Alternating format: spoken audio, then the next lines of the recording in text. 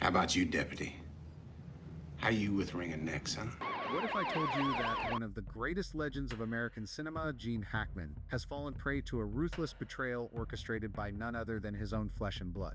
Today, the police have officially reopened the investigation after unearthing a chilling trove of new evidence. A hidden room beneath the basement, security footage from a neighbor's camera, unsent letters, fingerprints, and DNA on a cigarette butt, all pointing directly to Christopher Allen Hackman, his only son. This was no random accident. This was a meticulously calculated crime that's sending shockwaves through Hollywood. What drove Christopher to such lengths? Could this be a sinister plot to seize control of his father's multi-million-dollar fortune, or does it conceal an even darker secret buried deep beneath the surface? And what role does the ex-wife play, the woman still nursing bitter resentment from a divorce decades past in this twisted scheme? The answers will leave you reeling in disbelief. Join us on this journey, a relentless pursuit of justice for one of the most towering icons in cinematic history.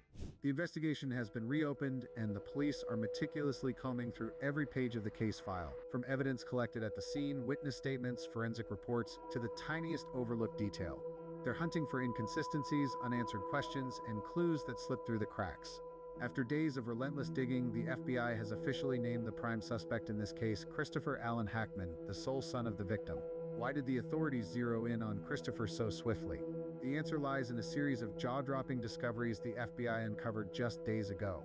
While combing through the crime scene, an investigator stumbled upon a hidden room in the basement, the single most critical breakthrough in the case. The chamber, measuring 4 meters wide and 3 meters high, was fully equipped with amenities and featured a back door leading straight to the garage. The key, tucked away behind a wall-mounted painting. At first, police assumed it was a precaution typical of celebrities like Gene Hackman, a safe haven for natural disasters or emergencies. But what they found inside painted an entirely different picture. Perched atop the highest shelf of an old bookcase sat a metal box containing dozens of letters addressed to a mysterious figure referred to only as C, penned over nearly a decade. These pages brimmed with sorrow, disappointment, and profound regret. In one letter, Gene wrote, "I know I wasn't the father you needed. I know I failed you in ways I can't undo. But I don't know how to mend what's broken between us. I hope one day you'll understand." The yellowed sheet sketched a portrait of a fractured father-son bond, strained by distance and unresolved wounds. Investigators couldn't help but wonder, was C Christopher Allen Hackman, or someone else entirely? Then on a table in the center of the room, they found 3 unwashed teacups and a glass ashtray holding 2 cigarette butts that looked freshly smoked. This sparked immediate suspicion. Gene didn't smoke, never had, so who left those cigarettes behind? At first glance, it seemed that just hours before Gene and his wife Betsy passed, they'd entertained a guest. But why host someone in a secret basement room instead of the main living area? DNA testing on the cigarette butts revealed they belonged to a male not found in any state criminal database. Here's the kicker, that same DNA was detected on the back door's handle. This mystery man had entered through the rear, smoked 2 cigarettes inside, and left fingerprints only where gloves couldn't cover. A thorough search from the basement to the garage turned up more footprints. Deep, heavy, sedimentary tracks behind the garage suggested a man's presence. The trail stretched from the edge of the property, through thick brush, to the back porch, then vanished. No return tracks. Only 2 possibilities made sense. Either the person never left, or they exited by another route. Since Gene's home lacked security cameras, police turned to nearby neighbors for help. Luck struck when one had a camera angled toward the road near the secret room. Grainy footage revealed a tall figure, likely male, moving deliberately toward the hidden space. Soon after, Gene, Betsy, and their 2 dogs approached, though only the couple entered. The strangest detail, when the mystery man emerged, the dogs, known for barking at anyone, even the mailman, remained utterly silent, as if they knew this stranger intimately. Another oddity surfaced during the scene analysis. Gene's heart medication was missing. With a severe heart condition, he adhered strictly to his prescription schedule, yet no trace of the drugs turned up in the search. If they'd run out, there'd be refill records. There weren't. If he'd stopped taking them, leftover pills would remain. None did. It seemed the medication had been deliberately removed. Piecing it all together, police narrowed their focus to a suspect profile: a tall man, a smoker, and someone deeply familiar with the Hackman household, close enough to know the layout and keep the guard dogs calm. Investigators now believe this wasn't a typical violent murder, but a calculated, cold-blooded act of neglect, a scheme with a grander motive: seizing the family fortune. Every thread of evidence now points in one unmistakable direction: Christopher Allen Hackman, Gene's own son. Beneath the harsh glare of the interrogation room lights, Christopher Hackman, the only son of cinematic legend Gene Hackman, finds himself at the heart of a gripping investigation. Confronted with a barrage of questions about the mysterious deaths of his parents, he stands resolute, offering nothing but stony silence, refusing to utter a word without his lawyer present. Determined to unearth the truth, the FBI has launched an expansive interview campaign, tracking down statements from everyone close to the Hackman family, their singular mission to pinpoint the motive driving Christopher's actions. Testimonies from friends, colleagues, and even Faye, Jean's embittered ex-wife, paint a grim picture of a father-son relationship riddled with fractures. Gene Hackman, a titan in his career, was a man who faltered when it came to forging family ties, especially with Christopher. The son, a troubled soul, wrestled with addiction, mounting debts, and an insatiable hunger for his father's approval.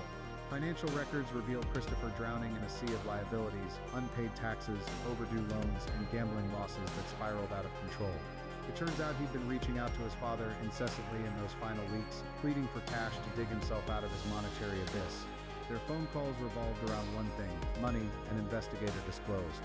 And Christopher was growing more desperate by the day. The probe suggests his financial turmoil wasn't just a product of poor choices, it hinted at a far more sinister scheme. He'd been covertly maneuvering to seize control of his father's estate, even contacting Gene's financial advisor in an attempt to meddle with the will.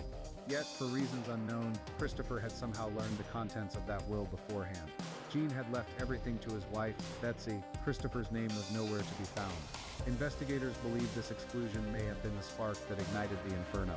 It could have pushed him over the edge, a forensic psychologist speculated. Another chilling clue surfaced, exposing a plan crafted with chilling precision. Though Christopher supposedly resided in Oregon, records show he rented a car in Santa Fe on February 24th, 2 days before the crime. That vehicle was later discovered abandoned in a motel parking lot 6 miles from Gene's home. Inside the room, investigators uncovered a small notebook bearing a haunting scrawl, "You shouldn't have cast me out," written with such furious force it nearly tore through the page. The timeline of the crime began to crystallize. Christopher arrived in Santa Fe on the 24th, purchasing duct tape, gloves, and a burner phone on the 25th. On the fateful night of the 26th, between 7 and 9 p.m., Gene and Betsy were killed. Neighboring security footage captured a figure matching Christopher's height and build entering the Hackman property via a rear trail. Though the video was grainy, identification experts are adamant it was him. When apprehended on March 6th, Christopher didn't resist. No denials, no excuses, just a single icy remark. It always had to end like this. Spoken without a flicker of emotion, those words seared themselves into the minds of everyone present, a silent confession etched before the court of conscience. In the end, forensic evidence sealed the case. DNA from the cigarette butts, fingerprints on the lock, all matched Christopher unequivocally.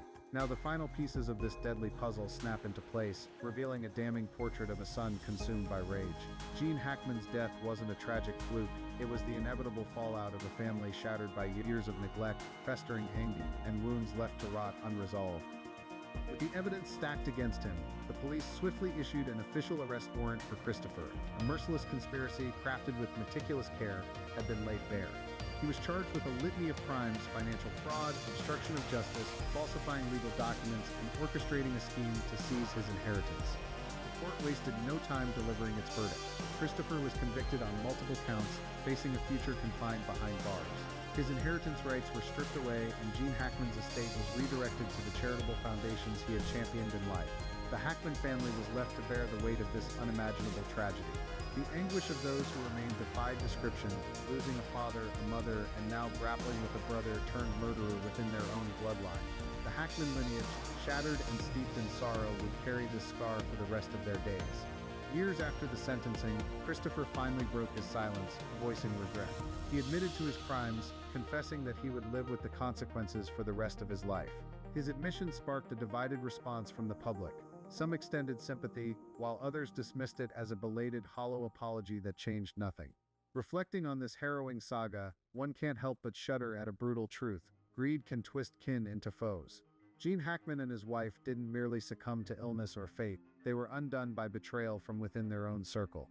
Gene's life stands as a testament that no amount of fame or fortune can shield us from the invisible daggers wielded by those we trust most. This isn't just the tragedy of one family, it's a stark warning to us all. Tread carefully among those around you, for sometimes the greatest danger lurks in the one you least suspect. So what do you think of this heart-wrenching conclusion to the story of Gene Hackman and his wife? Gene Hackman spent a lifetime delivering unforgettable performances to the world, yet his final role seems to be one he never signed up for: the victim of a crime orchestrated by his own son. It's a truly sorrowful curtain call for the legend that was Gene Hackman. Our video draws to a close here today. We want to extend our heartfelt thanks to you for always standing by and supporting our channel. It's because of viewers like you that our content continues to grow richer and better. What are your thoughts on Christopher? Does he truly regret his actions, or are there still secrets waiting to be uncovered? Please share your opinions in the comments below. If this story gripped you, don't forget to hit that like button, subscribe, and share the video with others.